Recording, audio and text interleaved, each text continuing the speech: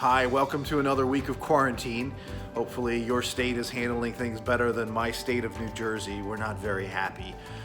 I wanted to just speak briefly about three things we're watching in the markets. One is bonds. We've seen some stabilization in pricing with the mortgage bonds and the bank loan, those canaries in the coal mine that we've been talking about. We've seen some stabilization and some seeming to find a floor and start to build higher from there. So we're very happy about what we're seeing in the short run. It remains to be seen whether that will be able to be sustainable over the course of the next few months. The second thing we're looking at is the reopening process. What we're seeing with this reopening process, for all of the political banter on all different sides of this in each state, is that the states are acting independently.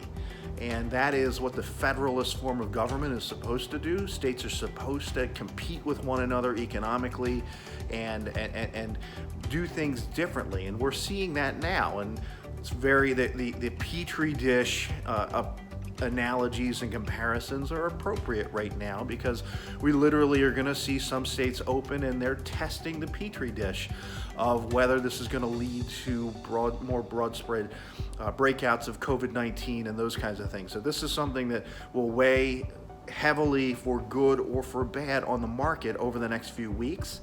And then the third thing we're watching is there's a lot of uncertainty about the future and the health condition of Kim Jong-un, the leader of North Korea.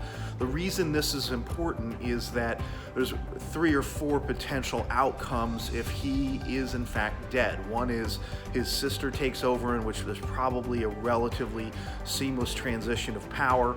Another is that there's a military coup that could lead to some destabilization in the region.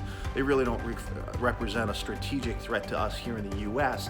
The third would be really, a situation where the country breaks up and destabilizes, and the threat and the risk there is that there is a lot of military infrastructure there that could break up and break apart and go into hands of bad actors that could show up and do harm to industrialized nations in the form of terrorism at a later date and time. So the markets will be kind of evaluating that in the coming weeks and months as we get some clarity around Kim Jong-un's actual situation. As always, we're here with perspective for the decisions ahead. If you have any questions or thoughts or concerns, please don't hesitate to reach out. You're never an inconvenience to our day. We always look forward to hearing from you. Take care.